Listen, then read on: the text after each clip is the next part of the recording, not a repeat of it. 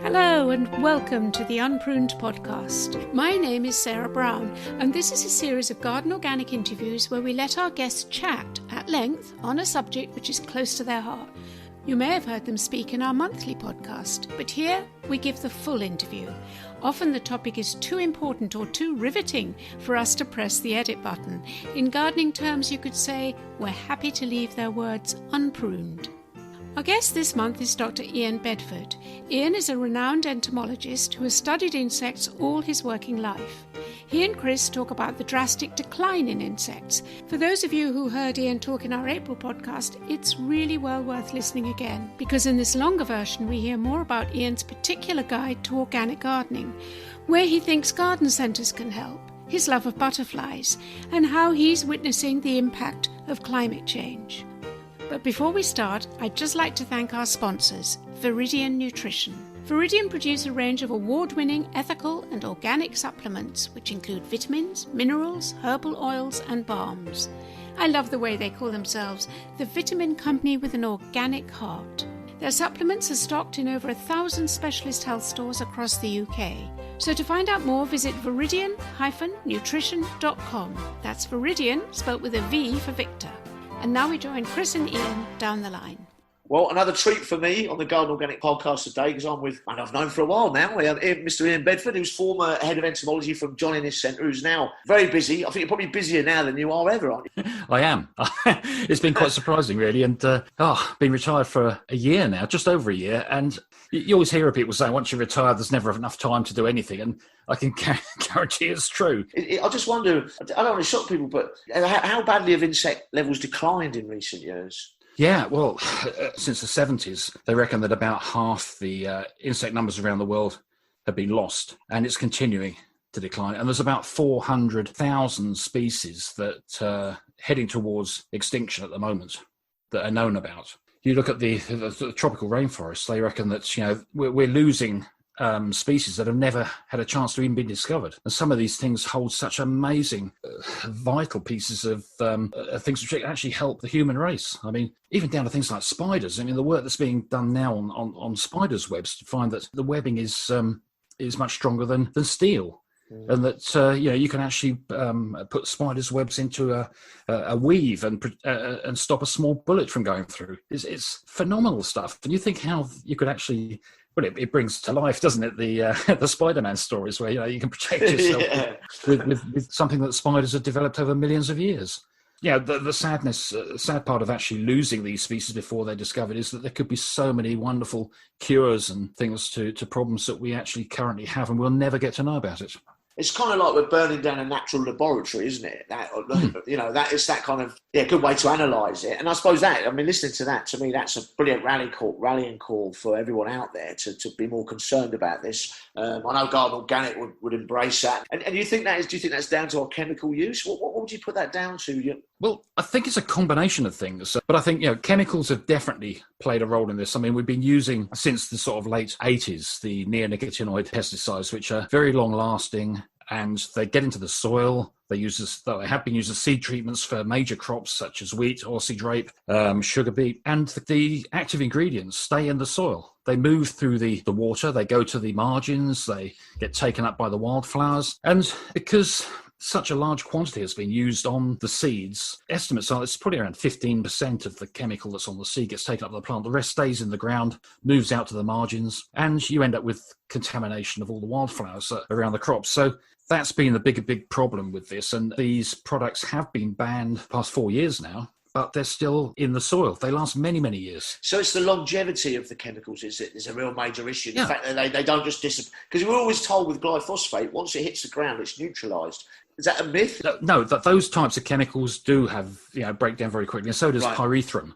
Right. And pyrethroids. And, ironically, maybe this is something that we would touch on with the organic side of things. I mean, pyrethrum is approved for organic growing and agriculture and whatever, but it's a broad spectrum insect killer. Right. So in my mind, how can that be classed as an organic product if it's killing all the beneficial insects? So it's taking out the ones that are good for us as well.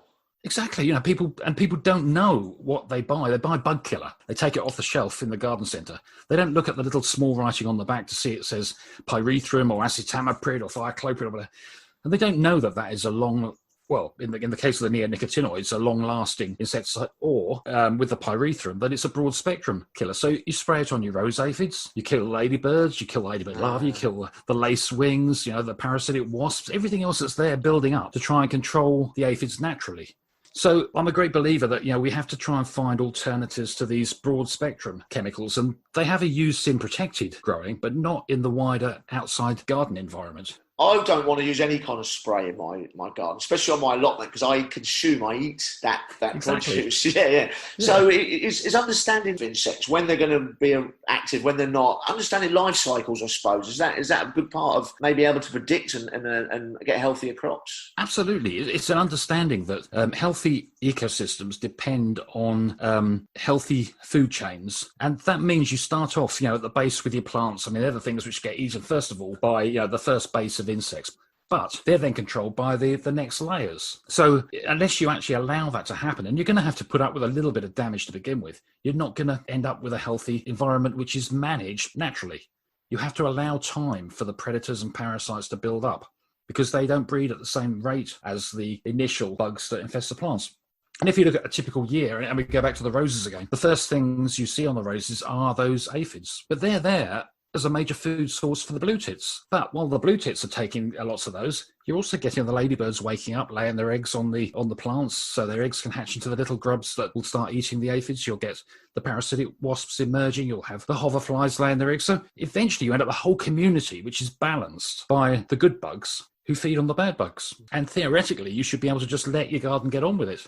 I mean, there's little things you can do which are safe for everything. Like, if you haven't got the blue tits there to take the majority of the aphids, and that's simply to use a fine spray of water. Adapters that you can have on the hoses. Twist them around to the flat fan setting and just zip that water up and down your roses. It won't damage the plants, but it'll knock the aphids for 6. 2 or 3 times a week, if you go out to water the garden, just knock the aphids off, keep their numbers lower, and then you let the beneficial insects build up.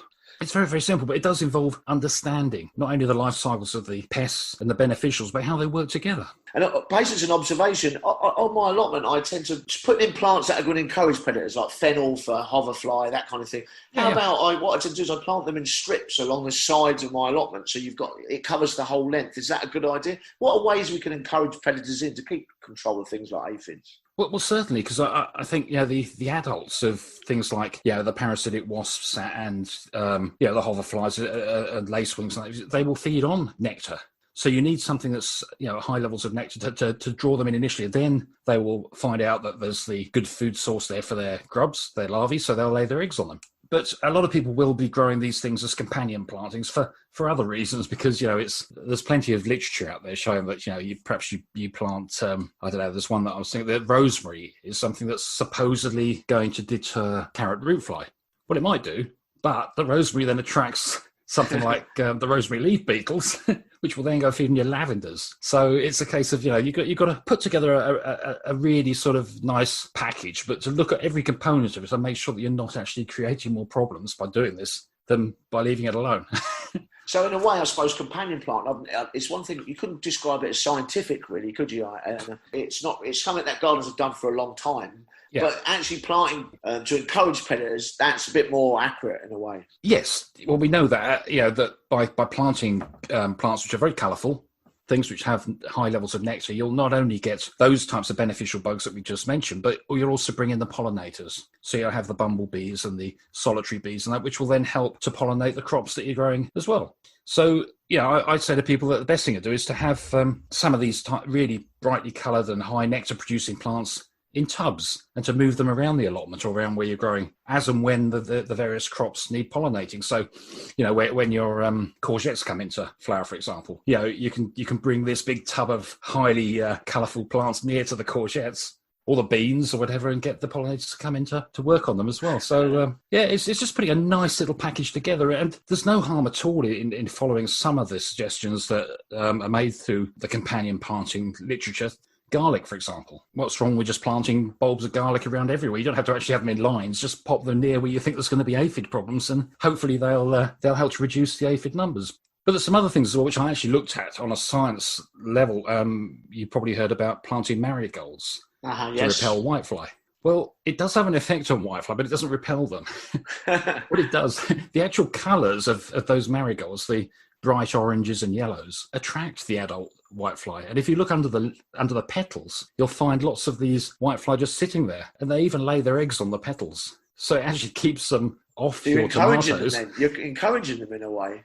Well, possibly, but then again, they'll land on those colourful things, and they'll be actually then landing on the tomatoes to lay their eggs because they prefer the colours of the marigolds. So that's keeping them off your main crop. And that's keeping them off your main crop. Yeah. And so I love that idea of roving nectar sources, being able to move it around. And that's down to life cycles again, isn't it? Like, I'm a big balcony gardener. I'm up here on the 3rd floor. I've seen your lovely balcony. Yes, I do love my balcony. Can people get a lot of wildlife onto their balconies? It's a lot of insect life. Is it quite easy to do? Well, yes, if you plant the right plants, you will attract them because, in fact, some of these sort of urban areas are actually attracting a lot more of the pollinators than some of the more rural areas where there's plants which are being contaminated with the pesticides. And I mean, going back to this thing about the insects on the windscreens as well, something that I've always thought about is that where the councils plant all these plants for pollinators down the sides of busy roads and even in the middle, you imagine how much physical control is going on with those cars. It's a bit like fly swats all the time bashing these insects. So, you have the chances of a bee travelling from the middle to the side and not getting hit by a car is pretty slim in many cases. So over the years, I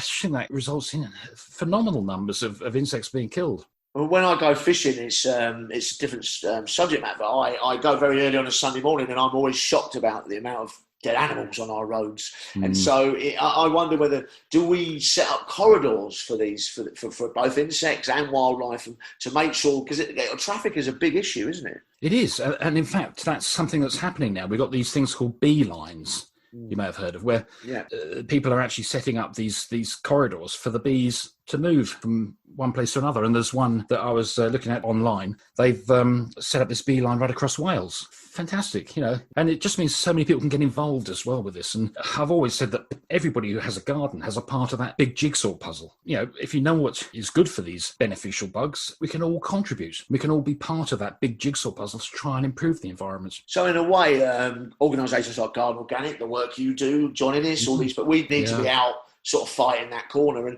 But if you were just just a gardener and all, but we're obviously organic gardens, but if you were a gardener with a small back garden, there are a few things. What would be your top tips to encourage insects in? Obviously flowers is an obvious one, but are there others? Well, I mean, the flowers are obvious, but we have to be a little bit careful there as well, because you may have seen the publication that came out of Sussex University in 2017 by Professor Dave Galston and his team. I think it was 79% of the plants that he bought from retailers contained the neonicotinoid pesticides. And these were things which had the RHS logo as perfect for pollinators on them. So people were going into shops, into the retailers, buying these, taking them home, and not realising that for probably 3 or 4 years, for the sort of perennial plants, that 3 or 4 years down the line, they'd still have those toxic chemicals in them. And the butterflies and bees that are being attracted to the flowers would be getting a dose of the chemicals.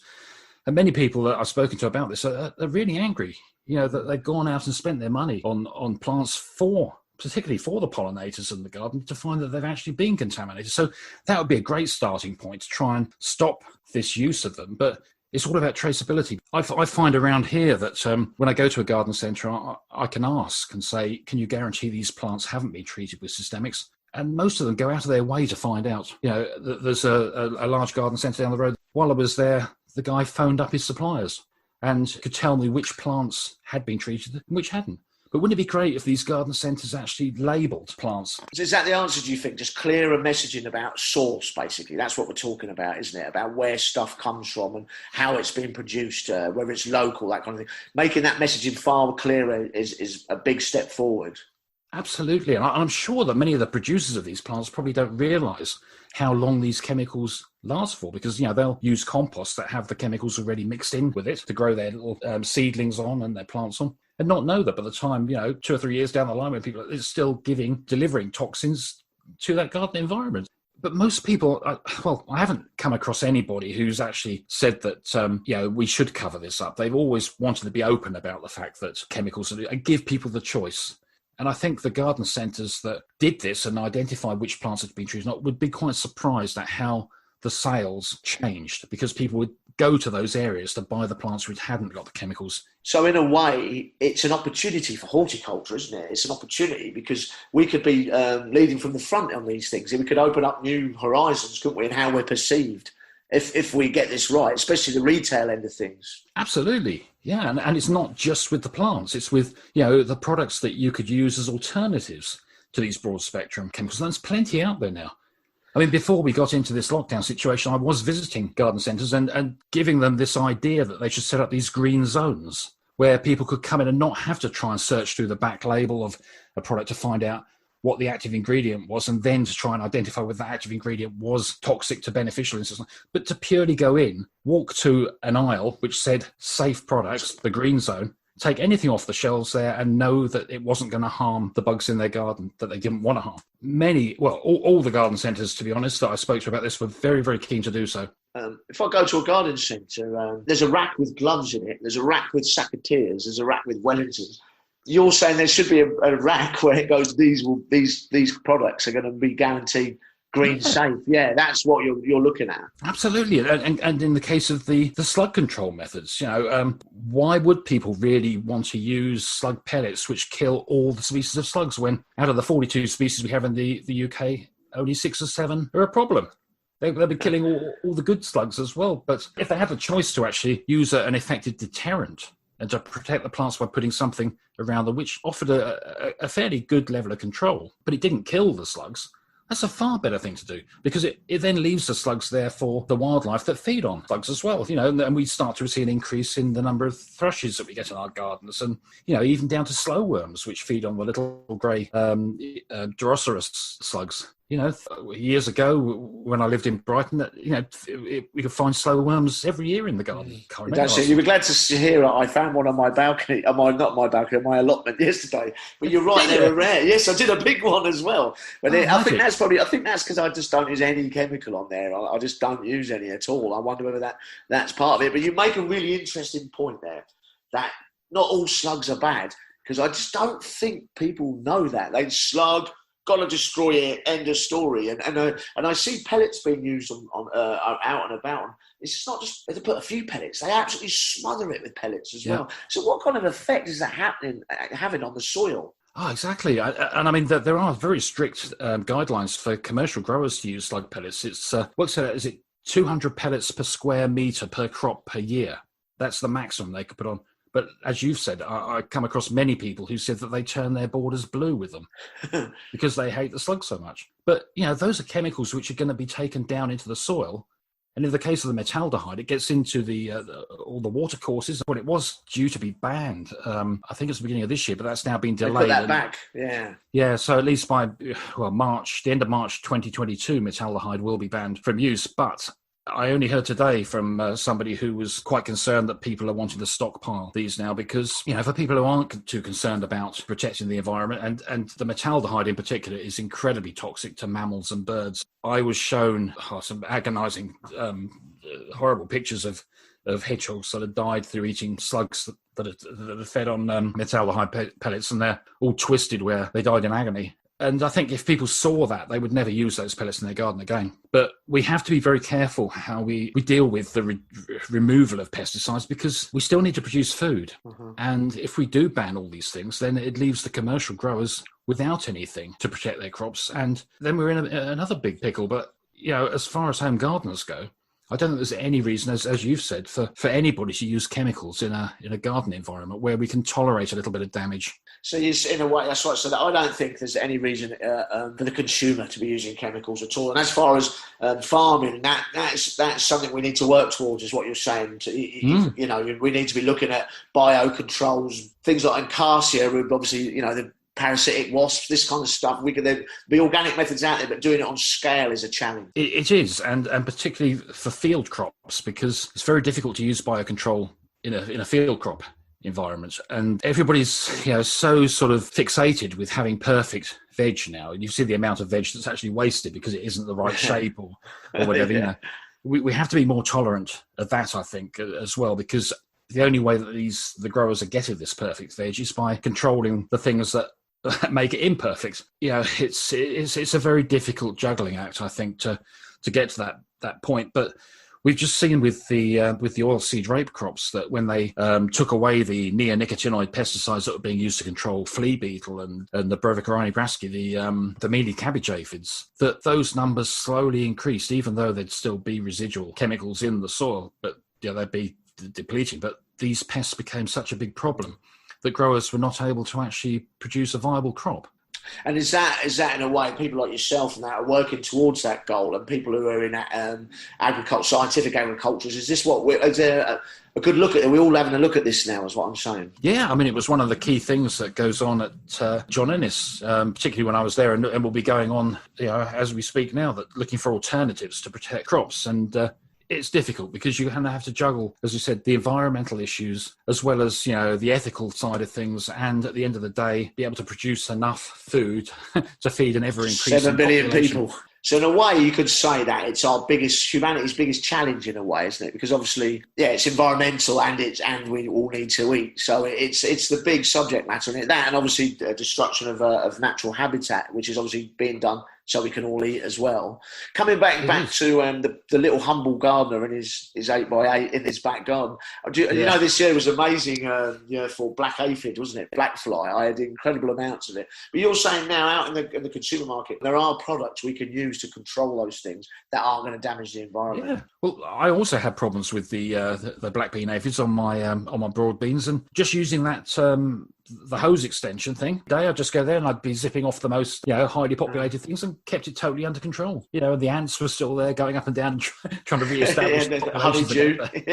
So there are methods, and if you had a really bad infestation, you would say using organic spray would be a sort of last resort, would it? It would be, but saying that, we've got some products which are soap based on the market. One in particular, we looked at this as impartial investigators many years ago, and just to see how it actually worked. And insects have a waxy coating on them, and that waxy coating actually stops them from drowning when it rains or from the condensation. When it just, in the same way, wax paper, you put water on it, it just runs straight off. And brassica leaves as well. You've seen how it beads and just runs off the brassica leaves. So if you spray them with a soap-based product, it overcomes that. And in fact, it makes that waxy coat sticky. And it can either allow the water to go in to the spiracles and then the insect could drown, or it actually washes them off the surface. And in fact, if you go to some of the biocontrol producing companies, that's how they remove the parasitized whitefly scales from leaves. They wash them off with a detergent. It detaches them from the leaves. So this is basically how these products work.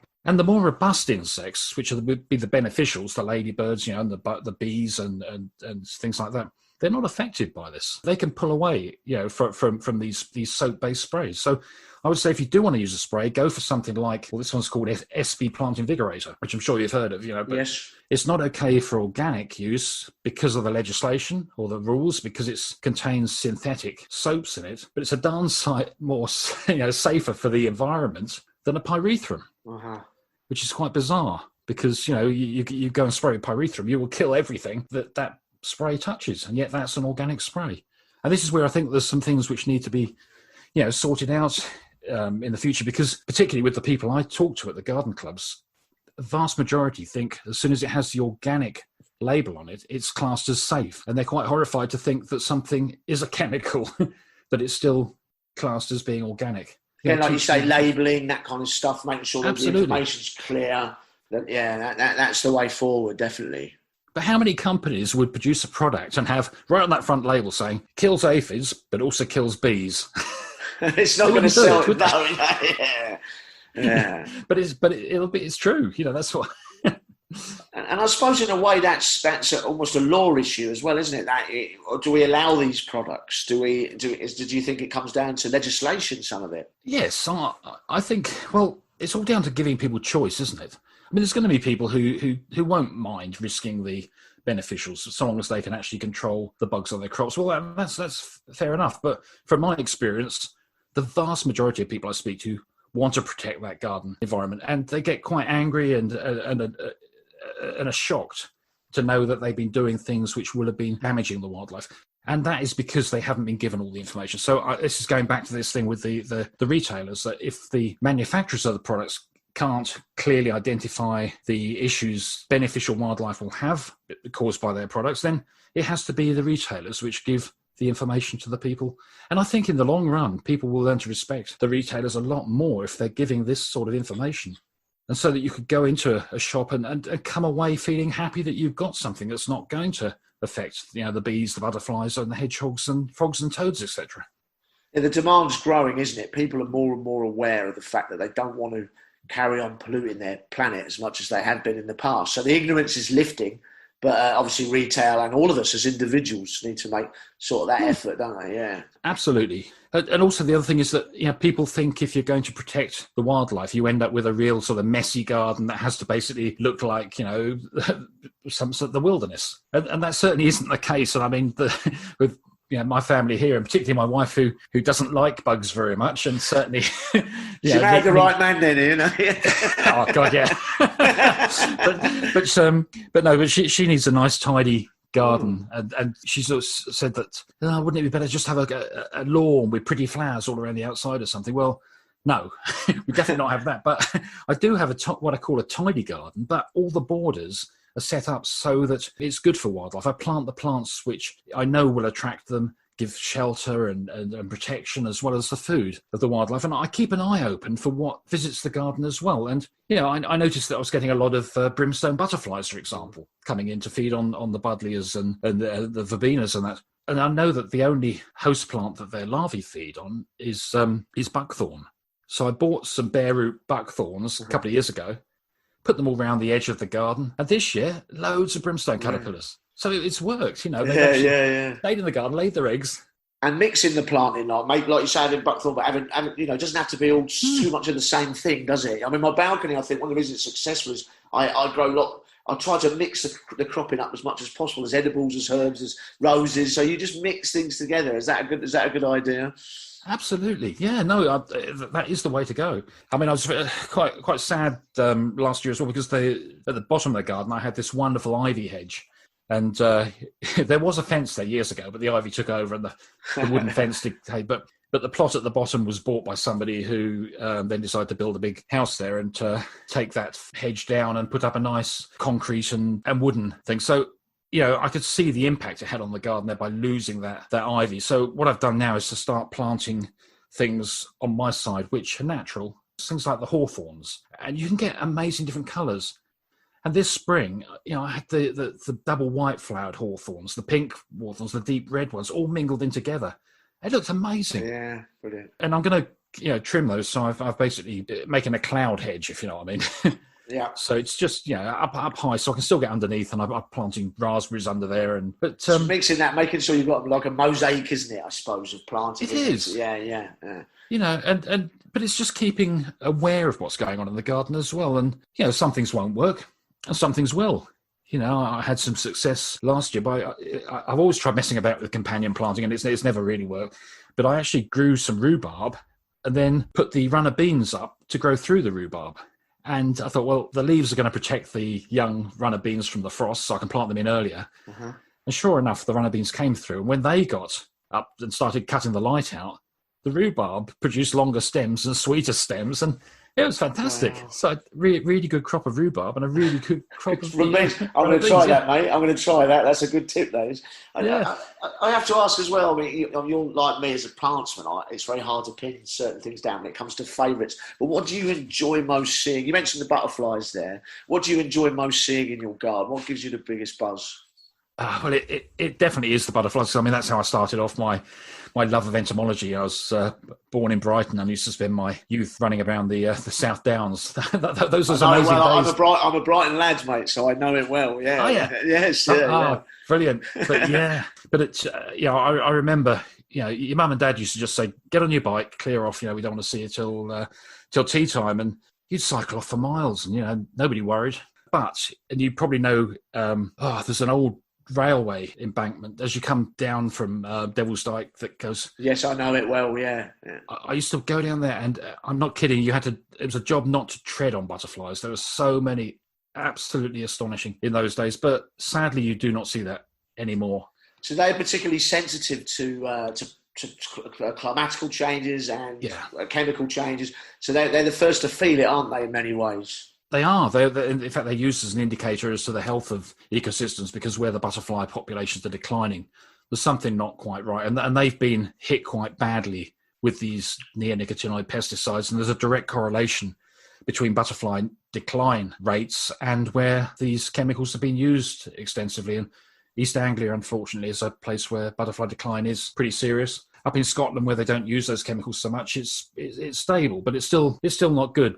But so butterflies have always had that. It's always been the start of my love of entomology. But nowadays, I'm really interested in seeing how, particularly some of the invasive species, are adapting to the environment. And we've seen the tree bumblebees, Bombus hypnorum, that go into the old bird boxes and that. And fascinating to see how well they're doing, and to teach people not to panic when they see all these stingless males that are all sort of swarming around the outside of it. So it's quite important, isn't it, to not just this whole sort of religion has to be native. The world's changed too much for that, isn't it? Do you think we need to be much more broader minded about it? We have to be.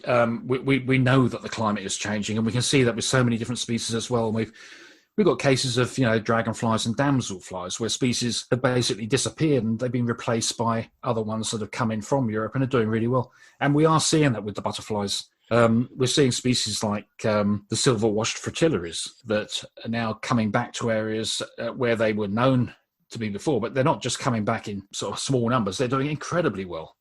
And then we're losing the small tortoiseshells, the nymphalidae, which were the more temperate species. You don't go down to southern Europe and see small tortoiseshells. They don't like that extensive heat, and so it tells you that they need to be in a more temperate climate. And with the heat that we've been having in our summers, it's had a direct impact on reducing them. So you don't see so much of them. But with the silver-washed fritillaries, which are very common all through southern Europe, they're doing incredibly well. So they're indicators, and butterflies are indicators to what's going on. And they're a window to the bigger picture in a way. Absolutely, yeah, they are. We should really be taking note of this, and it is, as you said, strong indicator that things are changing. But we have to embrace this because certain things I think it's too late to change. To be honest, we're getting to a point now where we have to try and almost like level things off without letting it get too much worse. But to try and go backwards, I think is just an impossibility. Tricky. Yeah, it's interesting, isn't it? With the whole COVID thing, I always feel like nature's been able to take a breath, hasn't it? The fact that we've been all locked away for a little while it's almost indirectly done the bigger picture a favour, maybe giving it a time to breathe, and maybe that there's a lesson in there for us somewhere, the fact that we need to be thinking about these things. Absolutely, yeah. I did have the figures on how many birds that they estimated were killed on our roads each day, and I did the calculation. I can't remember what it is now off the top of my head, but it's astonishing numbers of birds that would have not died when we had that huge reduction in car usage, in the early days. But, obviously the traffic's getting back now. But yeah, and sadly, I know it's been absolutely tragic with this virus, but this is a natural process that when populations get to a certain level, you normally find diseases take over to reduce that population. So where nature clashes, isn't it, almost, in a way? It's where that overlap doesn't work. And that's why it's so important to protect natural habitats, isn't it, around the world? Oh, absolutely. Yeah.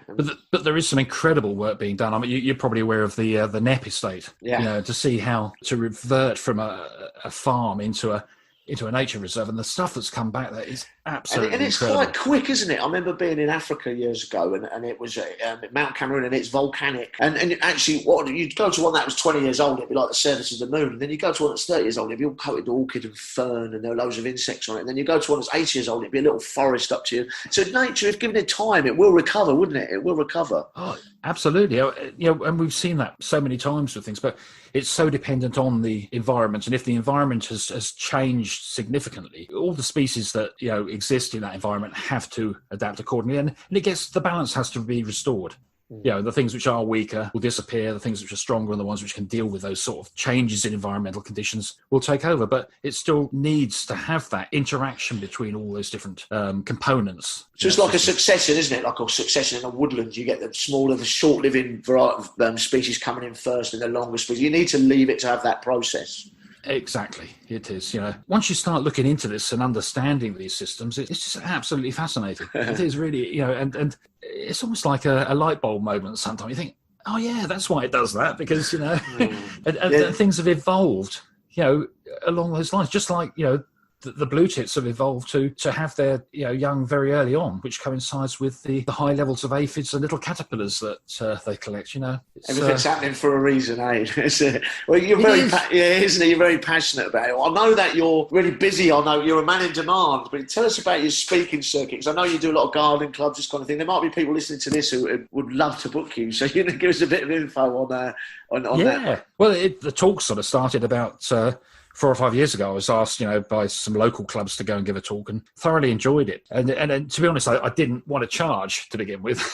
But then I was asked to give a talk quite a long way away, and I said I'd do it for nothing. It was about a 200-mile round trip, and when I got there, 3 people turned up. So I thought, look, I'd have to do this properly, and it all goes through a business now. But I do charge. I don't charge a lot, but I had to cover my expenses in that.